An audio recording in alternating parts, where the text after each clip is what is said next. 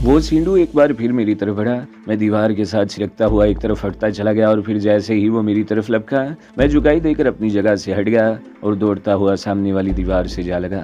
भागकर कहाँ जाओगे? इसके अलग से गुर्राहट से निकली। इसने दोनों बाजू उठाकर बॉडी बिल्डरों की तरह मसल दिखाए और फिर मेरी तरफ बढ़ने लगा।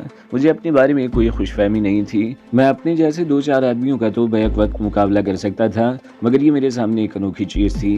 अब तक तो वो मुझ पर ठोकरें ही बरसाता रहा था। अगर मैं इसके हाथ लग जाता तो वो मेरी गर्दन मरोड़ने में ज़्यादा देर नहीं लगाता। वो आहिस्ता आहिस्ता मेरी तरफ बढ़ रहा था। इसके चेहरे पर बेपनाह दरिंदगी थी। मैंने खौफजदा सी नज़रों से इसकी तरफ देखा। बचाव का कोई रास्ता नहीं था, मगर पंखे पर नज़र पड़ते ही मेरे दिमाग में एक झमाका सा हुआ। मैंने खौफ को जहन से झटक कर अपनी जगह से हरकत की। उछल कर निहायत सुस्त रफ्तारी से चलते हुए पंखे पर हाथ जमाए और झूलते हुए दोनों पैर पूरी कुव्वत से इसके सीने पर मार दिए। इत्तेफाक से एक पैर इसके मुंह पर लगा था। वो बिलबिलाता हुआ उलट गया। इसके मुंह से खून बह निकला। अगर इसका कोई दांत टूटा नहीं था तो अपनी जगह से हिल ज़रूर गया था।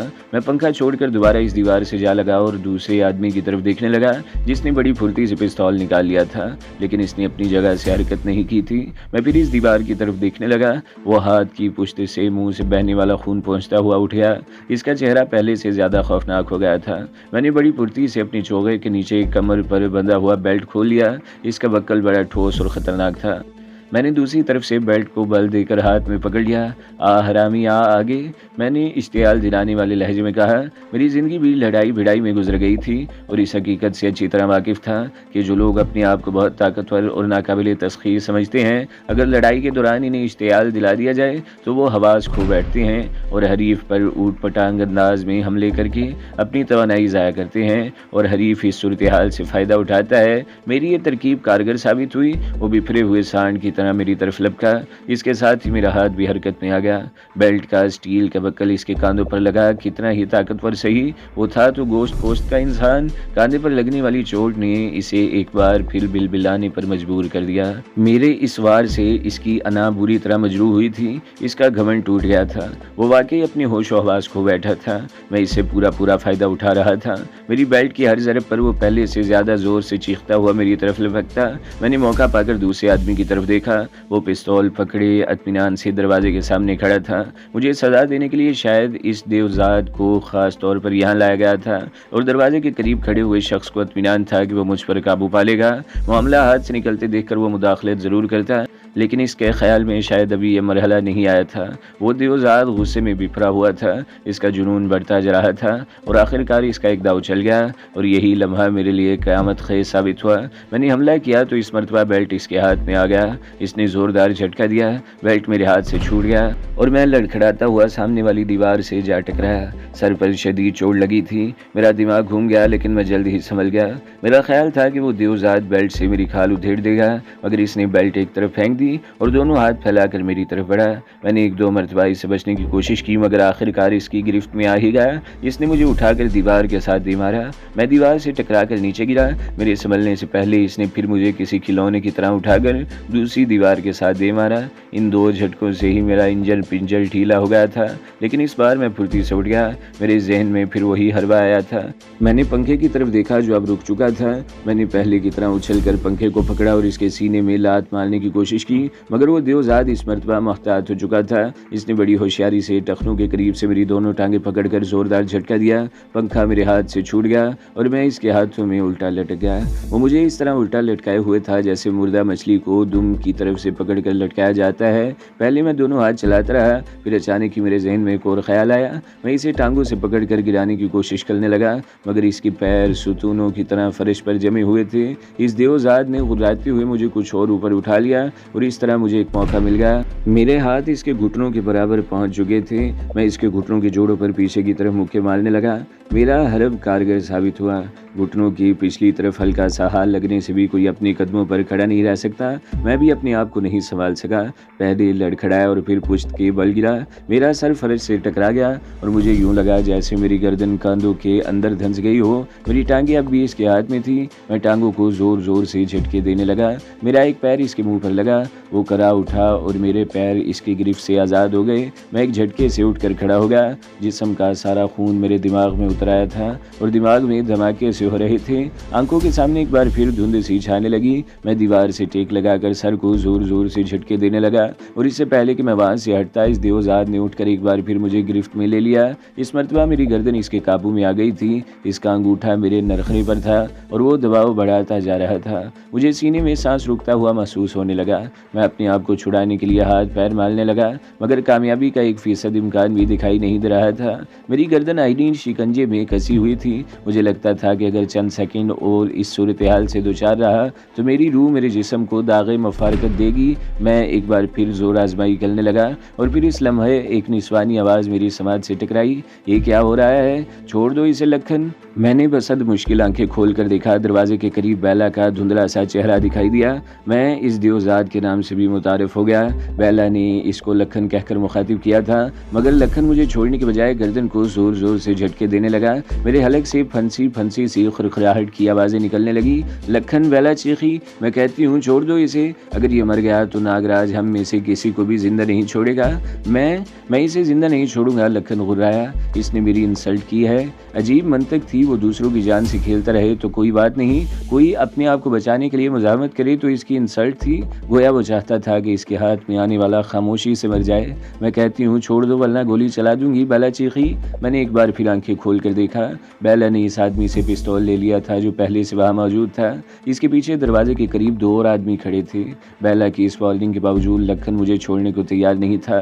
बेला आगे आ गई। इसने एक बार फिर लखन को वार्निंग दी और फिर दूसरे ही लम्हे कमरे की फिजा फायर की आवाज़ से गूंज उठी। गोली लखन की पिंडली में लगी थी। वो चीख उठा। मेरी गर्दन इसके हाथ से छूट गई।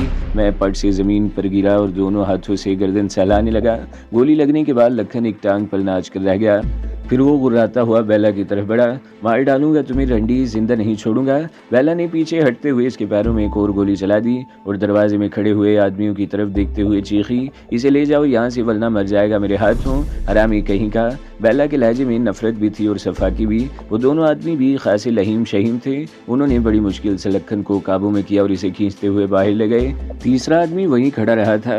बेला मेरे करीब आकर घुटनों पर झुक गई। मुझे अफसोस है नाजी, वो मेरी तरफ देखते हुए बोली, तुम्हें थोड़ी सी सजा देने के लिए लखन को यहाँ बुलाया गया था, लेकिन मैं अगर वक्त पर न पहुँच जाती तो हरामी तो तुम्हें ख़त्म ही कर देता। लगता है तुमने इसकी अच्छी खासी मरम्मत कर डाली थी और इसीलिए इस पर जुनून तारी हो गया था। आज तक कोई इस पर हाथ नहीं उठा सका और तुमने मुझे बचाने के लिए इसकी टांग पर गोली मार दी। मैं कहते हुए उठकर बैठ गया और मैं एक हाथ से अब भी गर्दन सहला रहा था। बेला 2 कदम पीछे हट गई। इसे डर था कि मैं इस पर हमला न कर दूं। अगर वो तुम्हें ना छोड़ता तो मैं इसकी खोपड़ी में भी गोली मार सकती थी। बेला ने कहा, इसलिए नहीं कि मुझे तुमसे किसी किस्म की हमदर्दी है, बल्कि तुम्हारी जान इस वक्त हमारे लिए ज़्यादा कीमती है। तुम्हारी ये बेखौफी और मार धाड़ की सलाहियत तुम्हारी अहमियत को बढ़ा रही है। वो उठकर मजीद पीछे हट गई और दरवाजे के करीब खड़े हुए आदमी की तरफ देखते हुए बोली, मुझे तो तुम पर गुस्सा भी आ रहा है सूरज। तुम खामोशी से तमाशा देखते रहे और इसे रोकने की कोशिश नहीं की। बहरहाल इसे ऊपर ले चलो। मैं इस राक्षस को रोकने की कोशिश करता तो वो मुझे मार डालता। सूरज कहते हुए आगे बढ़ा और मुझे बालों से पकड़कर घसीटने लगा। मैं उठ खड़ा हो गया। लखन से देगा मुश्ती में मेरा चोगा फट गया था जो नीचे लटक कर पैरों में उलझ रहा था। लखन के हाथों गधों की तरह फिटने के बावजूद मेरा हौसला पस्त नहीं हुआ था और मैं इस वक्त भी इस पोजीशन में था कि सूरज को अपनी गिरफ्त में लेकर इसे ढाल बना लेता और यहाँ से निकलने की कोशिश करता। लेकिन लखन का हशर मैं देख चुका था। मुझे अपनी हिरासत में रखने के लिए बेला सूरज को भी गोली मार सकती थी। हम तहखाने से निकलकर ऊपर आ गए। मुझे एक कमरे में ले जाकर कुर्सी पर बिठा दिया गया। यहाँ एक आदमी पहले से मौजूद था। इसके हाथ में ऑटोमेटिक राइफल थी और वो बड़ी गहरी नज़रों से मेरी तरफ देख रहा था। बाहर किसी गाड़ी का इंजन स्टार्ट होने और फिर गाड़ी के रवाना होने की आवाज़ सुनाई दी।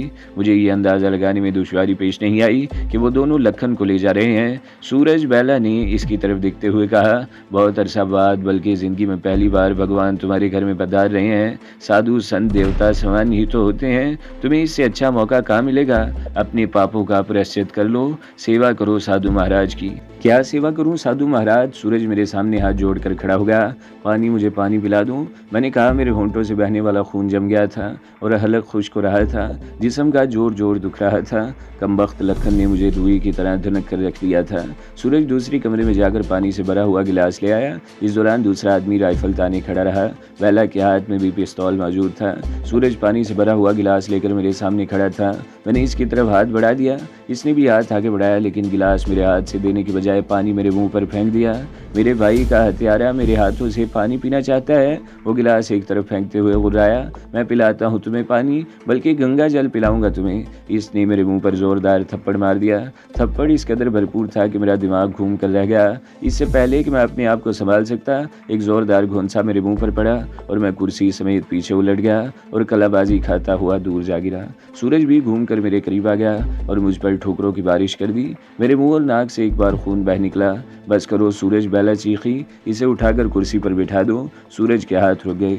वो हुक्म अदूली करने पर लखन का हशर देख चुका था। इसने पहले कुर्सी सीधी की और फिर मुझे उठाकर कुर्सी पर पटक दिया। और फिर ये इंकशाफ मेरे लिए खासा सनसनीखेज साबित हुआ था कि रविनाथ मंदिर में जो पुजारी मेरे हाथों मारा गया था वो सूरज का भाई था। तहखाने में वो खुद तो जब्त किए खड़ा रहा था, मगर इसने लखन को मेरी पिटाई करने से नहीं रोका था। इन कम वक्तों ने मार मार कर मेरा हुलिया बिगाड़ दिया था। मेरी जगह कोई आम आदमी होता तो दम तोड़ चुका होता, लेकिन मैं बड़ा सख्त जान था। अब तक अपने आप को जिंदा रखे हुए था। बेला अब भी पिस्तौल लिए मेरे सामने खड़ी थी। बेला, मैंने इसकी तरफ देखते हुए रुक रुक कर कहा, मेरी जो भी टूट फूट हो रही है इसका हिसाब रखना। ये सब कुछ तुम्हारे खाते में जमा हो रहा है और सारा हिसाब तुम्हें चुकाना होगा। ओहो बेला चहकी, तो क्या अभी तुम समझते हो कि यहाँ से बचकर जा सकोगे? मैंने मायूस होना नहीं सीखा। मैंने जवाब दिया, जिंदगी के आखिरी सांस तक लड़ूंगा और ये हिसाब चुकाने की कोशिश करूंगा। वाकई बहुत बहादुर हो, बेला मुस्कुराई, लेकिन इन तमाम तकलीफों से बच सकते हो अगर इन लोगों का पता बता दो जिन्होंने तुम्हें अब तक पनाह दे रखी थी। नागराज, ये जानने में दिलचस्पी रखता है कि वो गद्दार कौन है। तुम छमिया के बारे में जान चुकी हो, फिर क्यों पूछ रही हो? मैंने जवाब दिया। नहीं, बेला ने नफी में सर हिलाया। छमिया में इतनी जुर्रत नहीं हो सकती कि इतने रोज तक तुम्हें छुपाए रखती। उस रात जब तुम मुझे इसके कॉटेज पर ले गए थे तो मुझे अंदाजा हो गया था कि तुम्हारी और इसकी दोस्ती चंद घंटों से पुरानी नहीं है। मैं इन लोगों के बारे में जानना चाहती हूँ जिन्होंने छमिया के पास आने से पहले तुम्हें पनाह दे रखी थी, और मैं ये भी जानना चाहूंगी कि छमिया इस वक्त कहाँ है। कोशिश करके देख लो, मैंने कहा। अगर तुम मेरे जिस्म का रेशा रेशा भी अलग कर दोगी तो इस सिलसिले में मेरी जुबान नहीं खुलेगी। नागराज ने ये जिम्मेदारी मुझे सौंपी है, बेला ने कहा। अगर मैं कामयाब न हो सकी तो तुम्हें नागराज के हवाले कर दिया जाएगा। वो जुबान खुलवाने के लाखों तरीके जानता है। इसके पास ऐसे ऐसे नाग हैं जिनके काटने से आदमी मरता तो नहीं, लेकिन वो मौत की दुआएं ज़रूर मांगता है। वो अजियत तुम बर्दाश्त नहीं कर सकोगे। बेहतर है तुम अभी जुबान खोल दो। कोशिश करके देख लो, मैंने जवाब दिया। बेला ने सूरज को इशारा किया। वो दूसरे कमरे में चला गया और जब वो वापस आया तो इसके हाथ में शराब की बोतल थी। बोतल देखते ही मैं समझ गया कि ये कन्नड़ी है, कच्ची भट्टी की शराब जो जहर भी बन सकती है। तुमने मुझे वोडका पिलाई थी, लेकिन मुझे अफसोस है कि यहाँ इस वक्त ये कन्नड़ी ही दस्तयाब है। वैसे है ये मज़े की चीज़, बेला ने कहते हुए दूसरे आदमी को इशारा किया। सूरज ने शराब की बोतल में इस पर रख दी और फिर इन दोनों ने मुझे इस तरह जकड़ लिया कि मैं हरकत करने के काबिल भी नहीं रहा। बेला ने बोतल मेरे मुँह में ठोंस दी। मैं सर झटकने की कोशिश करता रहा। इस तरह कुछ शराब मेरे होंठों से बाहर भी गिरती रही। इसे कहते हैं प्राणों के बदले प्राण। बेला ने बोतल हटा ली। इसका मतलब है आंख के बदले आंख। तुम मौत का बदला मौत भी कह सकते हो, लेकिन तुमने मुझे शराब पिलाई थी, इसलिए मैंने भी शराब ही पर इक्तफा किया है। सिर्फ इतनी पिलाई जितनी तुमने मुझे पिलाई थी। वो शराब क्या थी? खोलता हुआ लावा था जो मेरे अंदर उंडेल दिया गया था। रगों में खून उबलने लगा, पेट और सीने में आग सी लग गई। एक भौंचाल सा आ गया था मेरे अंदर।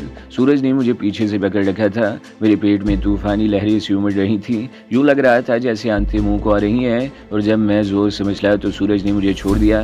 मैं उछल कर कुर्सी पर दोहरा हो गया और फिर नीचे गिरा। इसके साथ ही मुझे जोरदार क्या हो गई। पेट के अंदर मचलने वाला तूफान किसी तरह थमने का नाम नहीं ले रहा था। क्या पर क्या हो रही थी, अंदर का पूरा सिस्टम हिल कर रह गया था। लगता था जैसे आंतें भी बाहर आ जाएंगी। आखिरकार मैं अपनी कैफियत पर काबू पाने में कामयाब हो गया, मगर कच्ची भट्टी की शराब ने मेरा दिमाग बेकाबू कर दिया। धमाके से हो रहे थे। सूरज ने मुझे पकड़कर दोबारा कुर्सी पर बिठा दिया और मेरे सामने आकर खड़ा हो गया। दूसरा आदमी पहले की तरह अपनी जगह पर चला गया।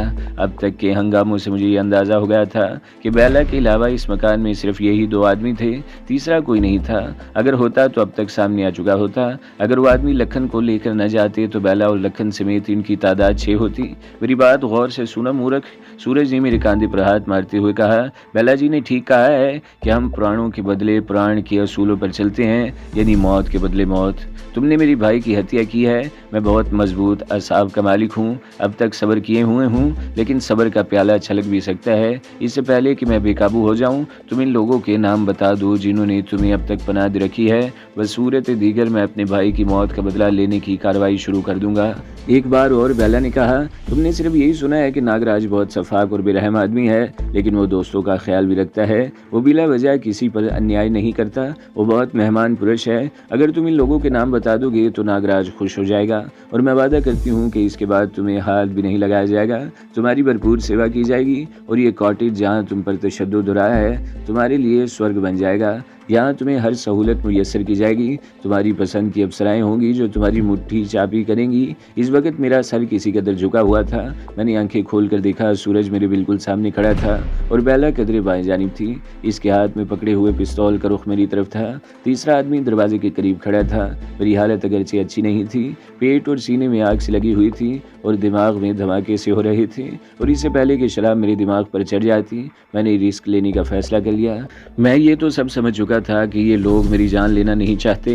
नाकामी की सूरत में ज़्यादा से ज़्यादा यही होगा कि मेरी और पिटाई हो जाएगी। मैंने अपने फैसले पर अमल करने में देर नहीं लगाई। मेरा हाथ बड़ी तेज़ी से हरकत में आया। इनमें से किसी को इसकी तवक्का नहीं थी कि मैं इस मरहले पर कुछ कर सकूंगा। मेरा हाथ बेला के पिस्तौल वाले हाथ पर पड़ा। मैंने इसे इस तरह खींचा कि वो मेरे सामने खड़े हुए सूरज से टकराई। बेला ने खतरा महसूस करते हुए फ़ौरन ही ट्रिगर दबा दिया था, मगर मैंने झटका देते इसका हाथ भी मोड़ दिया। पिस्तौल का रुख इस वक्त सूरज की तरफ था। गोली इसके पेट में लगी और वो चीखता हुआ ढेर हो गया। मैंने दूसरा फायर करने का मौका दिए बगैर बड़ी फुर्ती से पिस्तौल छीन लिया और दूसरे हाथ से पकड़कर जोरदार झटका दिया। वो मेरी गोद में गिर गई। दरवाजे पर खड़े हुए दूसरे आदमी ने फौरन ही राइफल तान ली। मैंने बायां हाथ बेला के सीने पर लपेट कर इसे अपनी तरफ दबा रखा था और दाएं हाथ में पकड़ा हुआ पिस्तौल इसकी कनपटी से लगा दिया। अब तक की सूरत हाल से मैं समझ चुका था कि बेला को इस ग्रोह में एक अहम मुकाम हासिल था।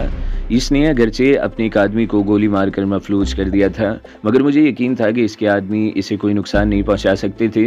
अपने आदमी से कहो राइफल फेंक दे वरना मैं तुम्हारी खोपड़ी उड़ा दूंगा। मैं बेला के कान के करीब गुर्राया। बेला कुछ मुसाई, मगर मैंने इसकी कनपटी पर पिस्तौल की नाल का दबाव बढ़ा दिया। वो बेबस होकर रह गई। इसने अपने आदमी को राइफल फेंक देने का हुक्म दिया। वो शख्स चंद लम्हे उलझी हुई नजरों से बेला की तरफ देखता रहा। फिर इसने राइफल हाथ से छोड़ दी। कमरे के उस कोने में चले जाओ जहाँ मेज पर वो मूर्ति रखी हुई है। इस मरतबा मैंने इस शख्स को हुक्म दिया। राइफल फेंकने के बाद इस शख्स ने कहे बगैर दोनों हाथ सर पर उठा लिए। वो आहिस्ता आहिस्ता सिरकता हुआ कोने की तरफ बढ़ने लगा। मैंने जोरदार धक्का देकर बेला को अपनी गोद से हटा लिया और एक झटके से खुद भी उठ गया, लेकिन बेला को मैंने अपनी गिरफ्त से आज़ाद नहीं किया था। मेरा हाथ अब इसके सीने के बजाय सामने से गर्दन पर लिपटा हुआ था और इसे एक बार फिर अपने साथ दबा लिया था। सूरज फर्श पर बेहिस्सो हरकत पड़ा था। वो बेहोश हो गया था। पेट से बहने वाला खून फर्श को तर कर रहा था। मैं बेला को ढाल बनाए दरवाजे की तरफ बढ़ने लगा और फिर एकदम रुक गया। मेरी नज़रें एक तरफ रखे हुए टेलीफोन पर जम गई। मैंने पिस्तौल से फ़ोन का निशाना लेकर ट्रिगर दबा दिया। टेलीफोन के टुकड़े टुकड़े हो गए। दरवाजे के करीब पहुंचकर मैंने फुर्ती से झुककर राइफल उठा ली और बेला को धक्का देता हुआ बाहर निकल गया। बाहर निकलते ही मैंने दरवाज़ा बंद करके बाहर से कुंडा लगा दिया। बाहर निकलते ही ठंडी हवा मेरे चेहरे से टकराई। इधर उधर देखते हुए मुझे अंदाज़ा लगाने में दुश्वारी पेश नहीं आई कि ये कॉटेज झील के किनारे पर था। कुर्बो जवार में और भी कॉटेज होंगे। हो सकता है किसी ने फायरिंग की आवाज़ सुन ली हो, लेकिन मेरा ख्याल है कोई अपने कॉटेज से बाहर नहीं निकलेगा। ऐसी जगहों पर लोग अयाशी के लिए आते हैं। अपनी अयाशी छोड़कर बखेड़ों में कोई नहीं पड़ता।